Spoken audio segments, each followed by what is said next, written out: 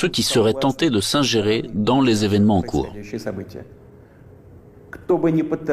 Quiconque essaiera d'interférer contre nous, et plus encore de créer des menaces pour notre pays, pour notre peuple, doit savoir que la réponse de la Russie sera immédiate et mènera à des conséquences auxquelles vous n'avez jamais fait face dans votre histoire. Nous sommes prêts à n'importe quelle évolution de la situation. Toutes les décisions nécessaires à cet égard ont été prises. J'espère être entendu. En ce qui concerne le domaine militaire, la Russie moderne, même après l'effondrement de l'URSS et la perte d'une grande partie de son potentiel, est aujourd'hui l'une des puissances nucléaires les plus fortes du monde, et elle dispose en outre d'avantages en ce qui concerne un certain nombre d'armes de pointe. Il ne devrait donc faire aucun doute qu'une attaque directe contre notre pays entraînerait une défaite et des conséquences désastreuses pour tout agresseur potentiel.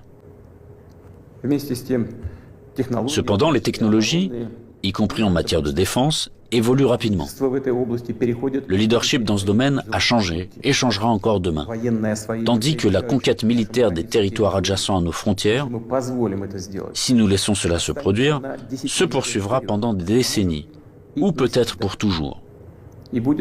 Et cela constituera une menace toujours plus grande et totalement inacceptable pour la Russie.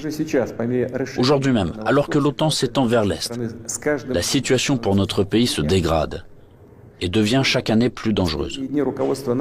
En outre, ces derniers jours, les dirigeants de l'OTAN ont explicitement évoqué la nécessité d'accélérer, de forcer l'avancée des infrastructures de l'Alliance vers les frontières de la Russie. En d'autres termes, ils renforcent leur position. Nous ne pouvons plus nous contenter de regarder ce qui se passe.